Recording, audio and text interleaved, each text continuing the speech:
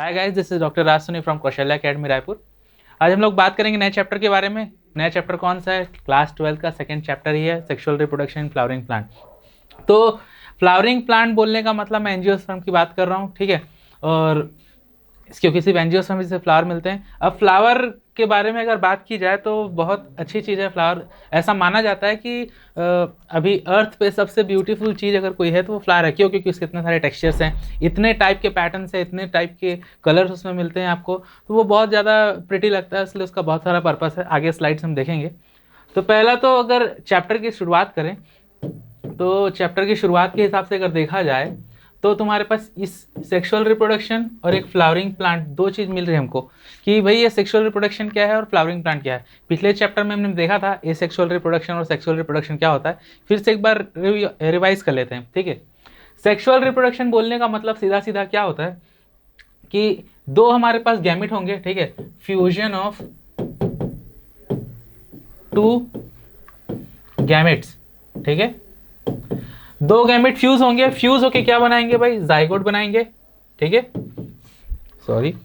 तो जाइगोट जब बनाएंगे, यही जाइगोट बाद में एम्ब्रियो बनेगा, ठीक है। एम्ब्रियो से हमारे बाकी के ऑर्गन्स बनेंगे, फिर ये एक नया प्लांट बना लेगा। क्लियर है बात? अब ये बात मैं चाहे करूं कि सॉरी, अगर बात करूं मैं एनिमल्स की या प्लांट की, सब में सेक्सुअल रिप्रोडक्शन का एक तरीका यही है कॉमन सा।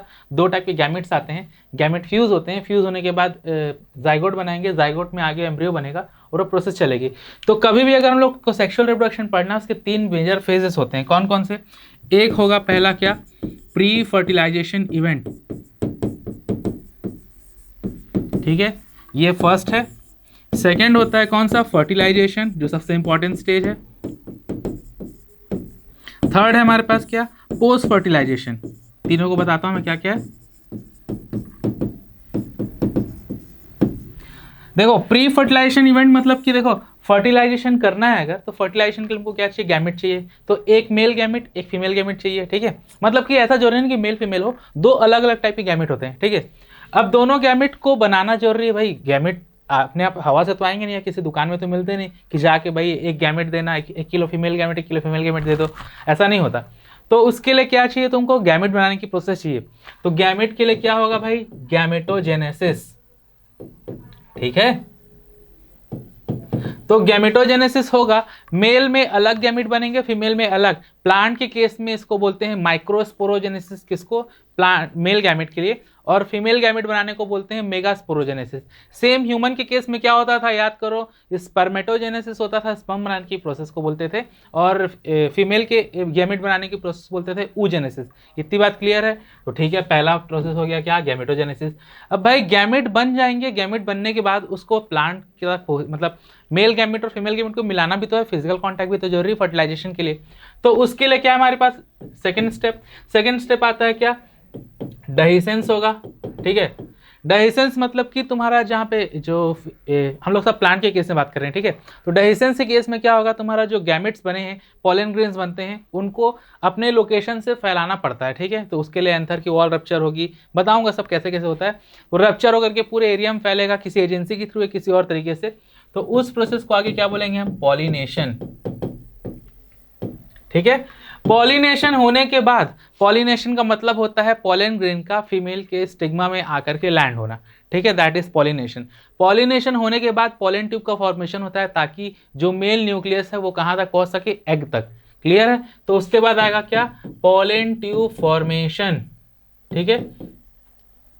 तो ये तुम्हारे प्री फर्टिलाइजेशन इवेंट्स में क्या क्या क्या? पहले गैमेट बनेगा, गैमेट बनने के बाद गैमेट बाहर निकलेगा, बाहर निकलने के बाद वो कहाँ जाएगा? तुम्हारा स्टिग्मा तक पहुंचेगा। स्टिग्मा तक जाने के बाद क्या होगा भाई? पॉलन ट्यूब का फॉर्मेशन होगा। इतनी बात क्लियर है? ठीक है। नेक्स्ट स्टेप है क्या हमारे पास? Important, fertilisation. जैसे ही पॉलन ग्रेन क्या करेगा? तुम्हारा पॉलन ट्यूब बना करके मेल न्यूक्लियस फीमेल न्यूक्लियस से मिलेगा, तो वहां पर होता है फर्टिलाइजेशन। एंजियोस्पर्म के केस में डबल फर्टिलाइजेशन होता है, जो बहुत कॉमन है, और ये रेयर है सिर्फ और सिर्फ एंजियोस्पर्म के लिए। क्लियर है बात? डबल फर्टिलाइजेशन क्यों बोल रहे हैं? क्योंकि एक मेल न्यूक्लियस आया था, वो एक एग के साथ फ्यूज होकर के जाइगोट बनाया। क्लियर है बात? प्लस एक दूसरा मेल न्यूक्लियस आता है, वो 2 पोलर न्यूक्लियाई के साथ फ्यूज होकर के बनाता है एंडोस्पर्म। क्लियर है इतनी बात? सारी चीज़ें हम आगे देखते जाएंगे, कहाँ से मेल न्यूक्लियस कैसे क्या है और आपका एंडोस्पर्म क्या है, सभी चीज़ें देखेंगे। अभी फिलहाल एक चीज़ इतना याद रख लो, 11th क्लास में, सॉरी 11th बोल रहा हूँ मैं, आपके 11th क्लास में थोड़ा सा इसका रिव्यू पढ़े होगे, और 9th-10th में जब चैप्टर 10th क्लास में आता है उसमें भी इसके बारे में पढ़े होगे। ठीक है, डबल फर्टिलाइजेशन के बारे में, डबल फर्टिलाइजेशन, ट्रिपल फ्यूजन, ये सब टर्म आएंगे अभी, मैं उसको डिटेल में बताऊंगा यहाँ पर। ठीक है, उसके बाद पॉलन ट्यूब बन जाएगा, फर्टिलाइजेशन हो गया। लास्ट स्टेप है post fertilization events. Post fertilization events में क्या हो रहा है भाई, तुम्हारा फर्टिलाइजेशन तो हो गया, अब उसके बाद कौन कौन सा स्ट्रक्चर क्या बनेगा, जो तुम्हारा सीड था, सॉरी जो जाइगोट था वो एम्ब्रियो में कन्वर्ट होगा। ठीक है, ओव्यूल जो होता है वो सीड में कन्वर्ट होता है, एंडोस्पर्म तुम्हारा कंज्यूम हो जाएगा, प्लांट जो सीड है डेवलपमेंट के टाइम पे उसको यूज़ करता है एनर्जी बनाने के लिए। ठीक है, फूड का सोर्स रहता है उसके लिए। फिर तुम्हारे पास जो फ्रूट वॉल बन जाएंगी, ओवरी है तुम्हारा फ्रूट के फॉर्म में कन्वर्ट हो जाएगा। तो ये सभी चीज़ें आगे जाकर के होंगी, किस में होगा, ये पोस्ट फर्टिलाइजेशन इवेंट में। क्लियर है बात? तो ये सभी चीज़ें हमको इस पूरे चैप्टर में देखना है। चलो इसको मैं मिटा देता हूँ। ओके, तो स्टेटमेंट देख लेते हैं। Sexual reproduction is formation of new individual through the formation of and fusion of gametes, मतलब गैमेट्स पहले बनेंगे फिर उनका फ्यूजन होगा। ठीक है, लीडिंग टू एम्ब्रियो फॉर्मेशन, इसको हम बोलते हैं एम्फीमिक्सिस। इसके लिए जो स्टेटमेंट दिया गया है या टर्म यूज करते हैं वो एम्फीमिक्सिस होता है। क्लियर है बात? चलो यहाँ पे देखो एक ये डायग्राम बना हुआ है, इसमें क्या हो रहा है देखो, माइटोसिस लिखा हुआ है, मियोसिस लिखा है, फर्टिलाइजेशन लिखा हुआ है, ये बताने की जरूरत है। अच्छा है, ठीक है। क्या होता है ना कि एक तुम्हारे पास क्या है, डिप्लॉइड सेल है। ठीक है, डिप्लॉइड सेल का सीधा सीधा मतलब होता है ऐसा सेल जिसमें 2 सेट ऑफ क्रोमोसोम है। जैसे हमारे बॉडी में टोटल 46 क्रोमोसोम होते हैं, वो कैसे होते हैं, 2 सेट में अरेंज होता है, 23 पेयर इधर, सॉरी 23 क्रोमोसोम इस तरफ और 23 इस तरफ, तो दोनों के दोनों पेयर बनाते हैं। क्लियर है बात? तो उस टाइप के सेल को हम लोग बोलते हैं डिप्लॉइड सेल। कभी भी डिप्लॉइड सेल जब डिवाइड होकर के अगर 2 डिप्लॉइड सेल बना दे, ठीक है, ये 2n ये भी 2n, तो इस टाइप के डिवीजन को बोलते हैं हम लोग माइटोसिस। ठीक है, ये नॉर्मल बॉडी के जो ग्रोथ होती है, एम्ब्रियो बनता है या फिर तुम्हारा रीजनरेशन हो रहा है, ये सभी चीज़ों में हेल्प करता है, माइटोसिस करता है। ठीक है, बट कभी अगर ये 2n वाली सेल डिवाइड होने के बाद ये फिर डिवाइड हुआ, 4 हैप्लॉइड सेल बनाए। ठीक है, ये हमारे पास 4 हैप्लॉइड सेल हो गए, ये n है, ये भी n है, ये भी n है और ये भी n है। हैप्लॉइड समझ गए, मतलब सिंगल सेट ऑफ क्रोमोसोम होगा। जैसे हमारे सेल में 2 सेट ऑफ क्रोमोसोम है 23 + 23 के, और उसमें सिर्फ एक होगा 23 का। क्लियर है इतनी बात? तो इस टाइप के डिवीजन को हम बोलते हैं मियोसिस। ठीक है, तो गैमेट्स को बनाने के लिए जो मेथड यूज करता है उसको क्या बोलते हैं, मियोसिस बोलते हैं। क्लियर है बात? ठीक है, तो क्या होगा भाई, चलो देखते हैं।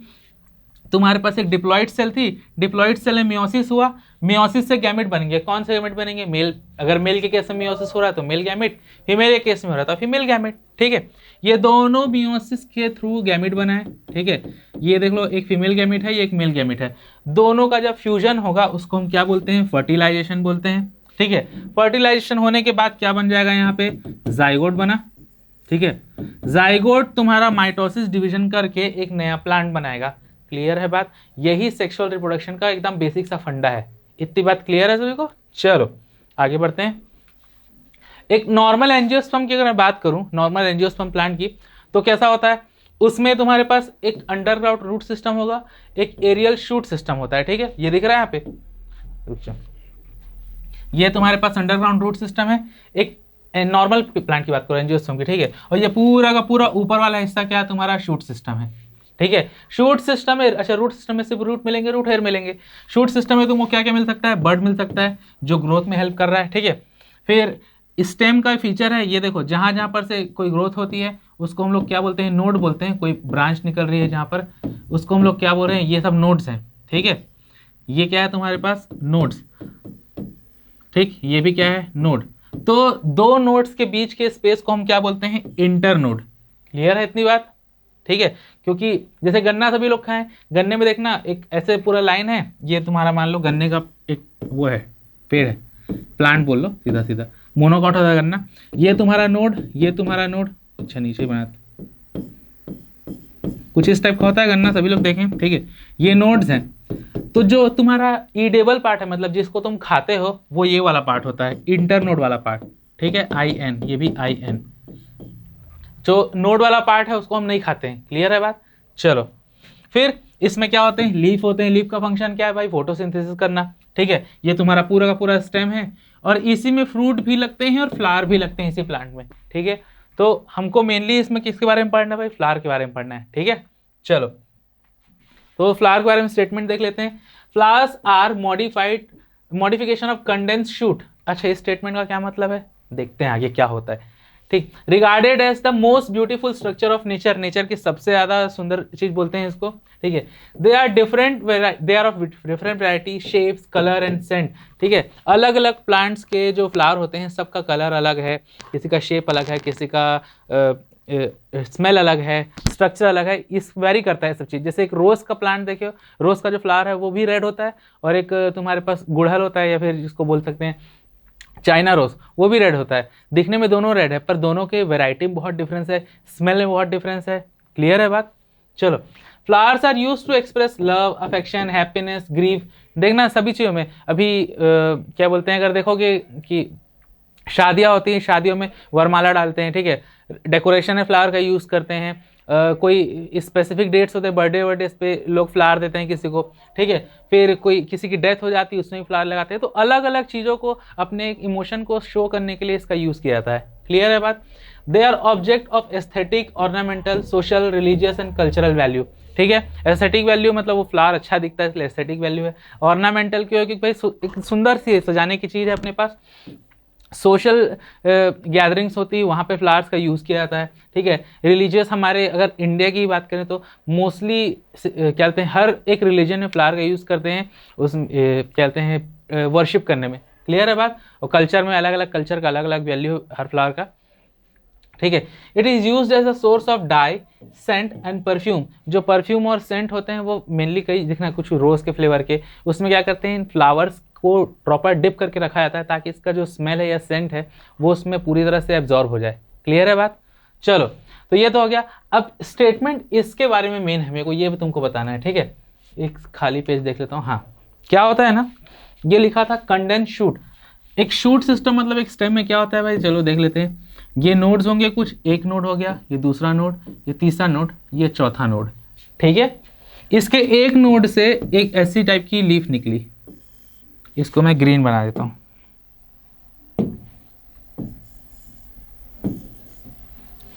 ठीक है।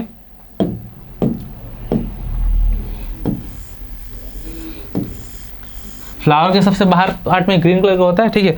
फिर मैं एक येलो कलर का फ्लावर बना रहा हूं, इसलिए यहाँ पे एक कुछ इस टाइप का बना दिया मैं, ठीक है। फिर मैं ले लेता हूँ ब्लूइश कलर, इससे कुछ इस टाइप का एंथर जैसा स्ट्रक्चर बनेगा, स्टेमन जैसा। और ओवरी को लेता हूँ मैं रेड ही ले लेता हूँ।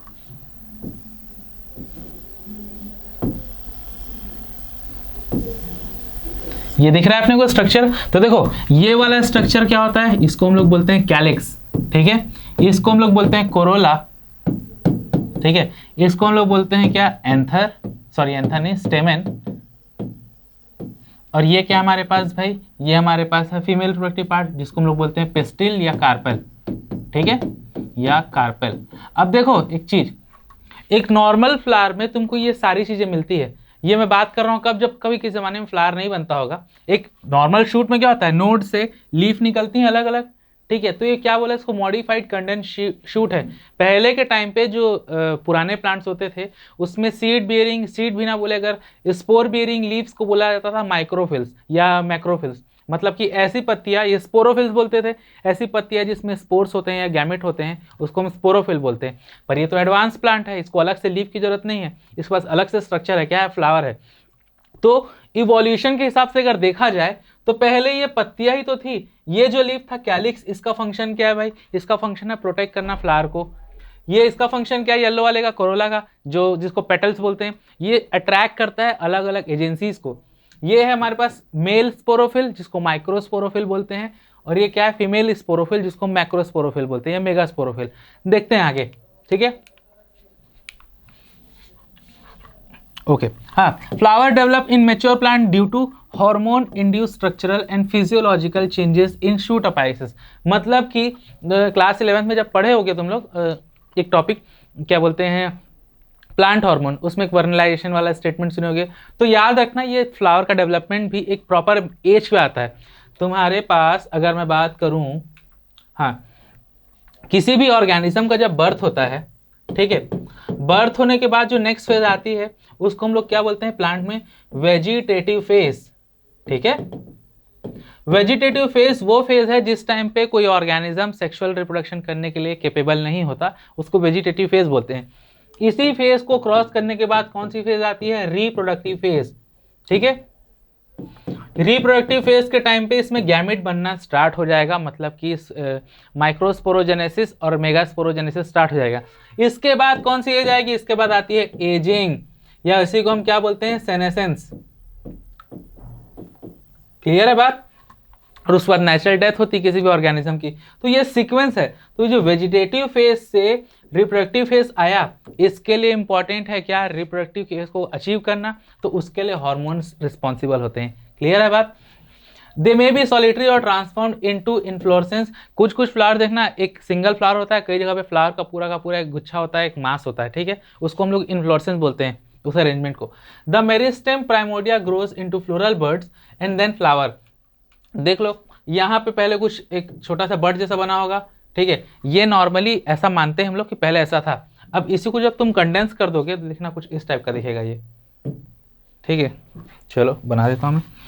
एक है फ्लावर का जो कॉमन स्ट्रक्चर होता है, ये एक होता है पेडिसल, सबको पता है, जिसको हम लोग थैलेमस भी बोलते हैं। ठीक है, उसके बाद इसमें ग्रीन कलर का स्ट्रक्चर बना दो जो फ्लावर को कवर करके रखता है उसकी बर्थ स्टेज में। फिर इसमें एक मैं येलो फ्लावर, ऐसा मेरा फेवरेट कलर नहीं है पर ठीक है, ग्रीन है इसलिए यहाँ पे येलो और रेड नहीं कर रहा हूँ मैं। ठीक है, ये जो ग्रीन, ये भी ग्रीन कलर से होता है। अच्छा पूरा मिटा देता हूँ एक बार। एक ग्रीन कलर का तुमको क्या मिलेगा, पेडिसल मिलेगा, जिसको थैलेमस बोलते हैं। क्लियर है इतनी बात। फिर इसमें तुमको एक मिल जाएगा क्या, येलो कलर का, कौन सा, अंदर पेटल। जो येलो कलर के फ्लावर्स होते हैं देखियो ना, रेड भी बना सकते हो, तुम्हारी इच्छा है। फिर इसमें ग्रीन कलर का तुमको क्या मिलेगा, सेपल मिलेगा, जिसको तुम कैलिक्स बोलते हो एक साथ। ठीक है, फिर लाइट ग्रीन से बनाए तो हम इसमें क्या, एंथर्स बना देता हूँ। कुछ इस टाइप के होते हैं एंथर, सभी लोग देखें।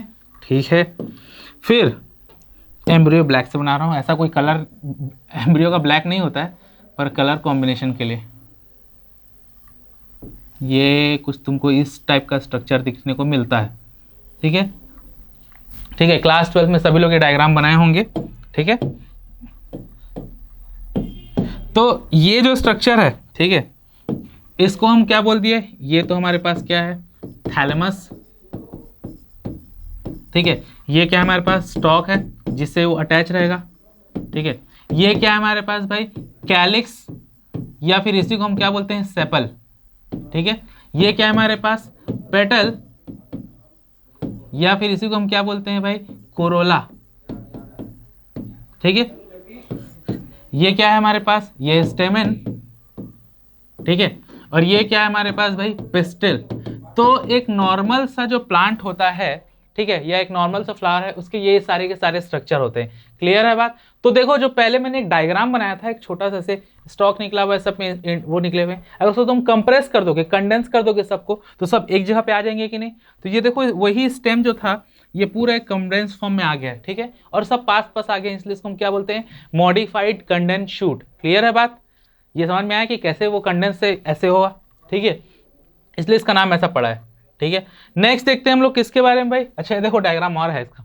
एक जो फ्लावर होता है वो क्या है, रिप्रोडक्टिव, अच्छा कलर चेंज कर देते हैं। चलो, जो फ्लावर होता है वो रिप्रोडक्टिव यूनिट है किसका, एंजियोस्पर्म प्लांट्स का। ठीक है, highly modified shoot bearing modified floral leaves on nodes. अभी मैंने डायग्राम में बताया, ये देख लो। ठीक है, फ्लोरल लीफ जो होते हैं 4 वॉल्स के फॉर्म में, 4 चक्र के फॉर्म में अरेंज होते हैं। सबसे बाहर होता है उसको हम लोग बोलते हैं कैलिक्स, इसका कलर ग्रीन होता है। ठीक है, जनरली ग्रीन होता है। कोरोला ये कलरफुल अलग अलग कलर से मिलेगा, कहीं पे येलो, कहीं पे तुमको रेड, कहीं पे वाइट, कहीं पिंक, ठीक है, वायलेट, ये अलग अलग कर मिलेंगे। फिर थर्ड वर्ल होगा क्या, स्टेमन या एंड्रोशियम बोलते हैं, जो कि मेल रिप्रोडक्टिव पार्ट होता है। और जो फोर्थ है उसको हम लोग बोलते हैं गाइनोशियम या पिस्टिल, या इसी का नाम कार्पेल है, जो कि फीमेल रिप्रोडक्टिव पार्ट है। ठीक है, ये डायग्राम में देख सकते हैं, ये पेडंकल वाला पार्ट है, मतलब जो स्टॉक था।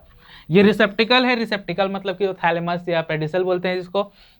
ये बाहर ग्रीनिश पार्ट को सेपल या कैलिक्स बोल रहे हैं। सेपल सिर्फ एक सिंगल यूनिट को बोलेंगे, पूरे चक्र को या पूरे वर्ल को क्या बोलते हैं हम लोग, कैलिक्स। ठीक है, उसके बाद अगर मैं बात करूँ, ये जो येलो कलर का स्ट्रक्चर दिख रहा है सुंदर सा उसको क्या बोलते हैं, पेटल्स। इसको तुम तोड़ तोड़ करके या रोज के इसमें स्मेल लेते हो, वो पेटल्स होते हैं। ठीक है, इसको साथ में कलेक्टिवली क्या बोलते हैं, कोरोला।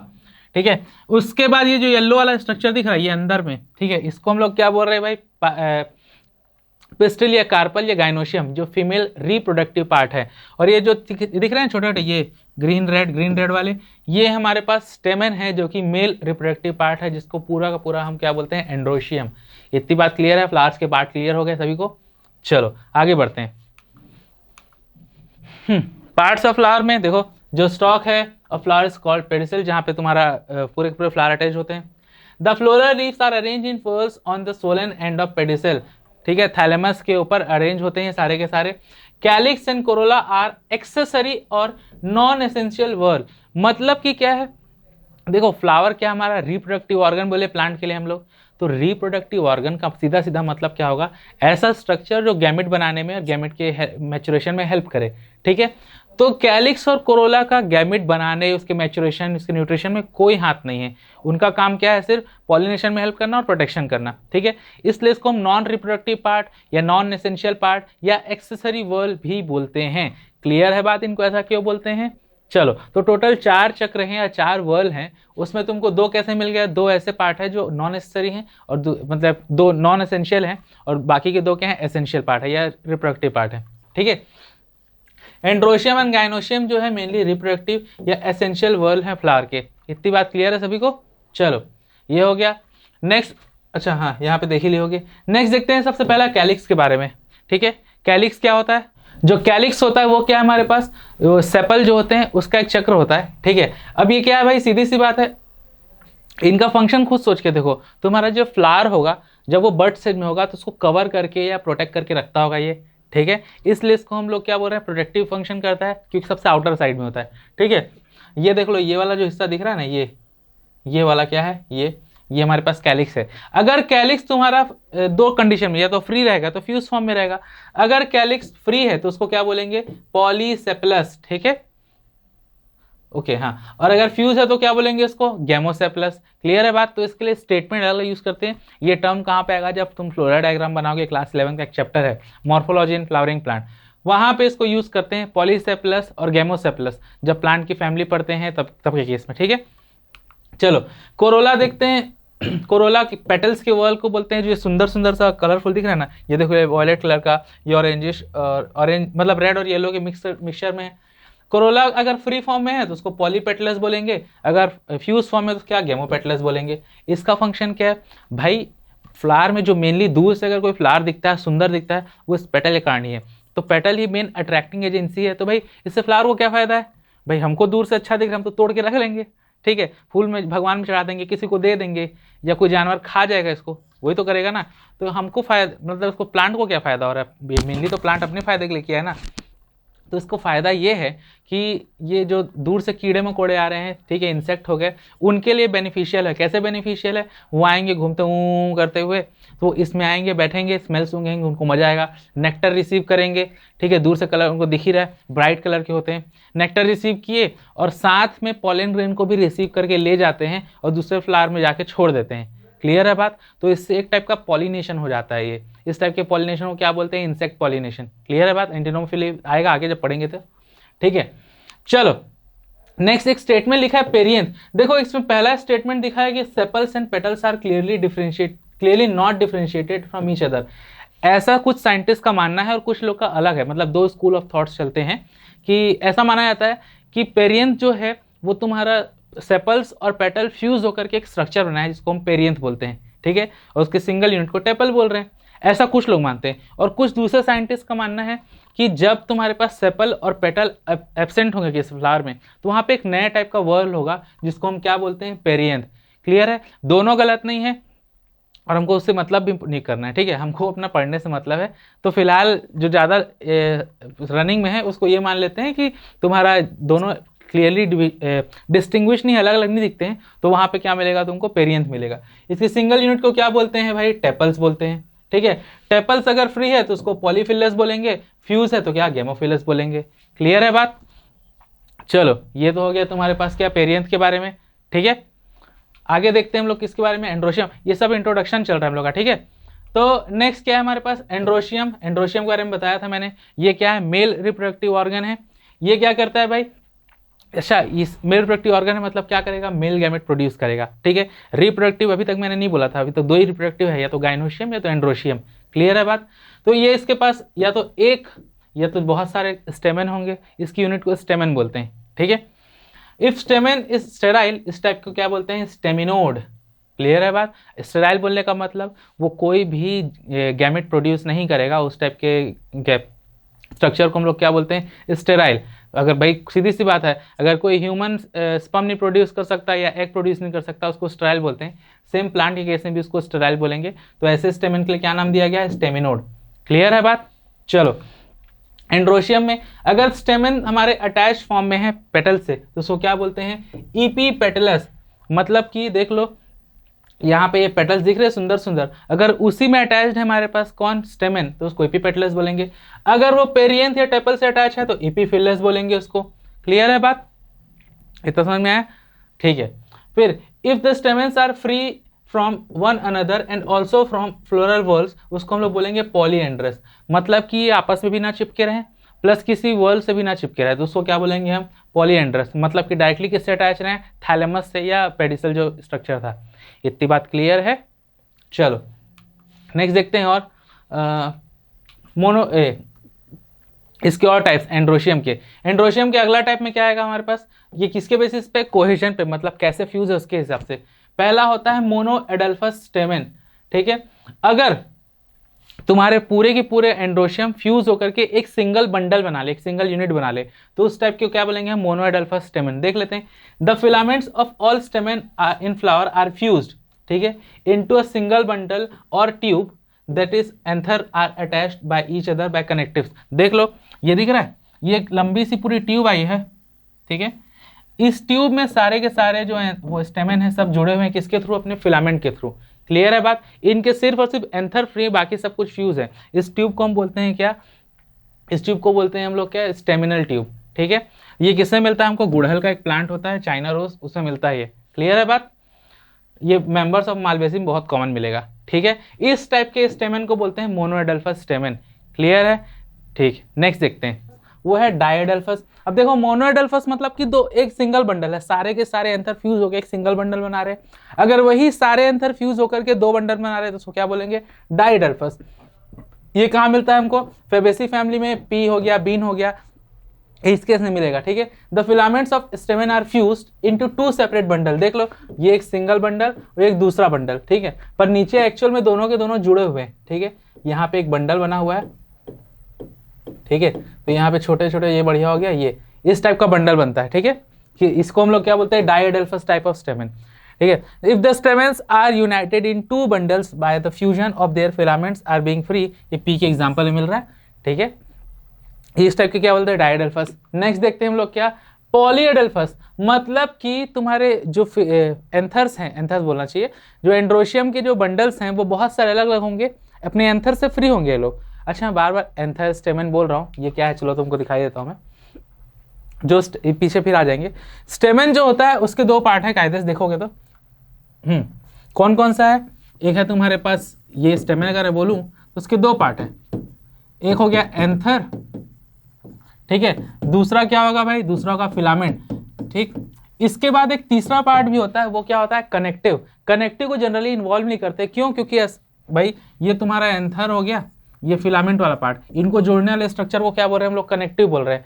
बट कनेक्टिव को मेंशन करना जरूरी है, क्योंकि बेचारे को ऐसे अवॉइड करना सही नहीं, बिना कनेक्टिव के तो ये इन दोनों का कोई काम नहीं रहेगा, ठीक है, जुड़ नहीं पाएगा। तो each स्टेमन has three parts, connective, filament और एंथर, ठीक है। सबसे इंपॉर्टेंट ये है, क्यों, क्योंकि इसमें गैमेट प्रोड्यूस होंगे, फिलामेंट उसको स्टॉक से जोड़ के रखता है और कनेक्टिव इन दोनों को आपस में जोड़ के रखता है। क्लियर है बात। देख लेते हैं anther is bilobed and each lobe enclose 2 microsporangia. अब ये स्टेटमेंट आएगा, अभी फिलहाल इसको इसलिए बताया ताकि तुमको पता चले एंथर में ये स्टेटमेंट क्या बोल रहा हूँ मैं, ठीक है। ये हो तो क्या हो गया, पॉलीडेल्फस में बहुत सारे बंडल बने, जैसे एग्जांपल सिट्रस है, देखो डायग्राम में ये एक बंडल मिला हमारे पास, ये दूसरा बंडल, ये तीसरा बंडल, देखो 3 अलग अलग बंडल है, पर उनके जो एंथर्स ऊपर से वो फ्री है, उनके फिलामेंट आपस में फ्यूज हैं। क्लियर है बात? तो इस टाइप को क्या बोलते हैं, पॉलीडेल्फस। नेक्स्ट देखते हैं हम लोग क्या, didynamous. Based on the length of stamen they are of 2 type. अगर स्टेमेन की लेंथ की बात करूं मैं तो उसके हिसाब से भी हम लोग 2 टाइप से डिवाइड करेंगे।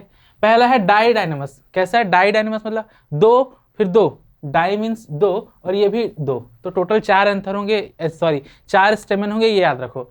इन such flower there are 4 stamen where 2 are longer than other 2 are smaller और शॉर्टर। किसमें मिलेगा, ये साल्विया ल्यूशियस में मिलता है। देख लो ये वाला और ये वाला छोटे छोटे हैं और ये दोनों तुम्हारे पास कैसे हैं, बड़े बड़े स्ट्रक्चर है, ठीक है। इस टाइप के अरेंजमेंट को बोलते हैं डाइडाइनमस, ठीक है। नेक्स्ट देखते हैं हम लोग क्या, टेट्राडाइनमस। टेट्रा में देखो, टेट्रा मतलब 4 और 2 मतलब टोटल कितने होंगे, 6 एंथर होंगे, सॉरी 6 स्टेमेन होंगे। In such flower there are 6 stamens where the outer 2 are shorter than the inner 4 are longer. देख लो यहाँ पे भी बाहर वाले थे वो कैसे थे, छोटे थे, और जो अंदर वाले हैं वो कैसे हैं, हमारे पास लंबे हैं। सेम यहाँ पे भी कैसे हैं, जो बाहर वाले डायनामस से बोल रहे हैं हम लोग, बाहर वाले 2 हैं वो कैसे रहेंगे, छोटे। देख लो कुछ इस टाइप का होगा, और अंदर के कैसे होंगे, बड़े होंगे भाई। ये लो, ये 1 2 3 4, ठीक है। इस टाइप का अगर अरेंजमेंट है उसको क्या बोल रहे हैं हम लोग, टेट्राडाइनमस, ठीक है। ये कहाँ मिलेगा, ब्रेसिक एसिड मिलता है, जैसे मस्टर्ड हो गया, रेडिश हो गया। क्लियर है बात? देख लो डायग्राम में बना हुआ है यहाँ पर हमारे पास, ठीक है। चलो फिर ये तुमको बता रहा था मैं कि अब देखो ये सब तो हम लोग बात कर लिए कि कितने टाइप के होते हैं, क्या होता है, फ्यूज है तब क्या है। पहले हमेशा कोई भी स्ट्रक्चर पढ़ते हैं तो मेल रिप्रोडक्टिव पार्ट के बारे में पहले पढ़ते हैं, कोई रूल नहीं है पर पढ़ते हैं, सीक्वेंस ऐसी दिया है तो ऐसे ही पढ़ रहे हैं हम लोग भी, ठीक है। तो अब इसके इंटरनल स्ट्रक्चर की बात करें भाई, हम लोग ये जो देख रहे हैं ये ऐसे, ये डायग्राम देखे ना हम लोग, ये क्या है हमारे पास, ये है एंथर, ठीक है। ये क्या है हमारे पास, फिलामेंट। ये जो बीच में कनेक्ट करने वाला स्ट्रक्चर है इसको क्या बोल रहे हैं हम लोग, कनेक्टिव, ठीक है। तो ये फिलामेंट, कनेक्टिव, ये सब स्ट्रक्चर का अगर इंटरनल स्ट्रक्चर देखा जाए तो क्या होता है, तो एंथर को अगर देखोगे 2 लोब बनते हैं इसमें। एक है यहाँ पर इस साइड वाला, देख लो मैं रेड से इसको कर देता हूँ, ये एक लोब हो गया इसका, और दूसरे साइड में इसको ये वॉलेट कर देता हूँ, ये दूसरा लोब हो गया, ठीक है। तो एक कोई भी नॉर्मल जो एंथर होता है वो कैसा होता है, बाइलोब्ड होता है, ठीक है। और दोनों लोब में क्या होते हैं, माइक्रोस्पोरेंजिया, मतलब कि अगर तुम इसको ऐसे काटोगे, ठीक है, चलो काट देते हैं,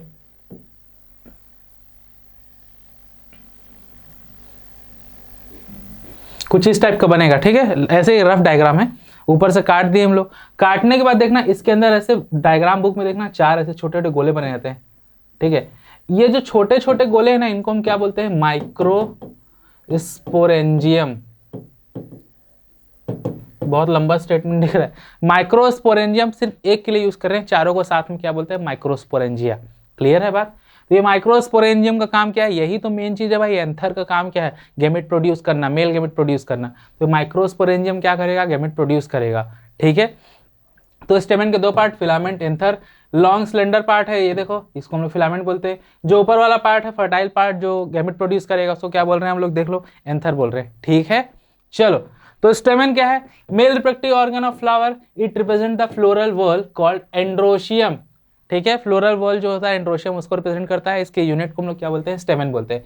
it is same as microsporophyll of lower plant. जैसे लोअर प्लांट होते थे ना, जिसके जो मैंने शुरू में बताया था कि पहले प्लांट्स में ऐसे फ्लावर नहीं होता था, लोअर प्लांट में क्या होता था भाई, स्पोरोफिल्स, ऐसी लीफ जो स्पोर प्रोड्यूस करते हैं उसको हम लोग स्पोरोफिल बोलते थे। तो अगर स्मॉल, जनरली जो स्मॉल गैमेट होता है वो मेल गैमेट होता है, लार्ज गैमेट क्या होता था, फीमेल गैमेट। तो स्मॉल स्पोर प्रोड्यूस कर रहा है या माइक्रोस्पोर प्रोड्यूस कर रहा है तो उसको क्या बोलते थे, माइक्रोस्पोरोफिल। अगर कोई लार्ज या मेगा स्पोर प्रोड्यूस कर रहा है उसको मेगा स्पोरोफिल, मतलब फीमेल, ठीक है। तो ये किसके जैसा है, माइक्रोस्पोरोफिल जैसा है, ठीक है। मतलब माइक्रोस्पोरोफिल ही मॉडिफाई होकर क्या बनाई है, तुम्हारा स्टेमेन बनाई है, ये याद रहेगा बिल्कुल। चलो तो देख लो, ये जैसे फर्न में दिख रहा है तुमको, ठीक है, ये तुम्हारे पास अलग अलग कोन्स दिख रहे हैं, ये सब क्या है तुम्हारे पास, स्पोरोफिल्स हैं, ठीक है। नेक्स्ट एंथर का स्ट्रक्चर की अगर मैं बात करूं तो एंथर जनरली क्या होता है, जनरली होता है बाइलोब, कहीं पे यूनिलोब सिंगल लोब वाले मिलेंगे। Two lobes are separated by connective, मैंने बोला था भी कनेक्टिव नाम का स्ट्रक्चर सेपरेट होगा, ठीक है, इसमें वाइट यूज कर लेते हैं, ठीक है। कनेक्टिव उनको सेपरेट करता है, देखो ये जो डायग्राम देखे थे ना हम लोग, ये जो सेपरेशन करता है ये कौन करता है, कनेक्टिव करता है। देख लो यहाँ पे भी एक बीच में सेपरेशन बना हुआ है, ये सॉरी ये वाला, ये क्या है, कनेक्टिव है। यहाँ पे भी कनेक्टिव बना हुआ है, ये बीच में तुम्हारा पूरा, ठीक है, इसको पूरा जोड़ के रखता हुआ है। चलो नेक्स्ट देखते हैं हम लोग क्या, बाइलोब्ड है हमारे पास, कनेक्टिव सेपरेटेड है। अब एक एक लोब की अगर बात करूं, ठीक है, दो थिका मिलते हैं, ठीक है। दो थिका बोलने का मतलब देखो ये ऐसे करके था, ये ऐसे था, ठीक। तो इसमें ये वाला, ये अगर मैं सिर्फ इतने की बात करूं, ये एक लोब है और ये दूसरा लोब है, ठीक है। तो एक लोब में हमारे पास क्या है, एक थिका है, ठीक है, सॉरी एक लोब में दो थिका है, ये 1 और ये 2, और दोनों में एक एक हमारे पास क्या है, माइक्रोस्पोरेंजियम है। क्लियर है बात। तो टोटल अगर मैं बात करूं तो एक तुम्हारे पास जो एंथर होता है उसमें टोटल 4 माइक्रोस्पोरेंजियम मिलेंगे। क्लियर है इतनी बात। आगे देखते हैं, ईस्ट थिका हैज 1 माइक्रोस्पोरेंजियम, ठीक है। फिर जो एक एंथर होता है टेट्रा स्पोरेंजिएट होता है, मतलब 4 स्पोरेंजिया वाला है, इसलिए इसको टेट्रा स्पोरेंजिएट बोल रहे हैं। ये देख लो डायग्राम बना हुआ है, ये सॉरी कलर चेंज करना पड़ेगा, हाँ ये एक दिख रहा है, एक, ये 2, ये 3, ये 4। क्लियर है बात, ठीक है। चलो नेक्स्ट देखते हैं, ये एक माइक्रोस्पोरोजेनेसिस का सिंपल सा, इसको आगे डिटेल में देखेंगे। तो जनरली भाई माइक्रोस्पोरोजेनेसिस में होता क्या, मियोसिस हो रहा है, एक डिप्लॉइड सेल है तुम्हारे पास, इसको माइक्रोस्पोरोसाइट बोल रहे हैं, मदर सेल या मेगा माइक्रोस्पोर मदर सेल बोलते हैं, माइक्रोस्पोरोसाइट बोलते हैं। उसमें मियोसिस 1 होगा, फिर मियोसिस 2 होगा, तुम्हारे पास टोटल 4 सेल का एक स्ट्रक्चर बन जाएगा, इसको टेट्राइड बोलते हैं। ये एक बेसिक्स है, ठीक है। तो यहाँ पे हम लोग अपना आज का लेक्चर कंप्लीट करते हैं। नेक्स्ट पार्ट में देखेंगे माइक्रोस्पोर का जो स्ट्रक्चर है, या सॉरी माइक्रोस्पोरेंजिया का स्ट्रक्चर है, उसके आगे कि कैसे वो बना है और उसके अलग अलग लेयर्स के फंक्शन क्या है, कैसे वो माइक्रोस्पोरोजेनेसिस करता है, ये सभी चीज़ों को हम लोग नेक्स्ट क्लास में कंटिन्यू करते हैं। चलो थैंक यू।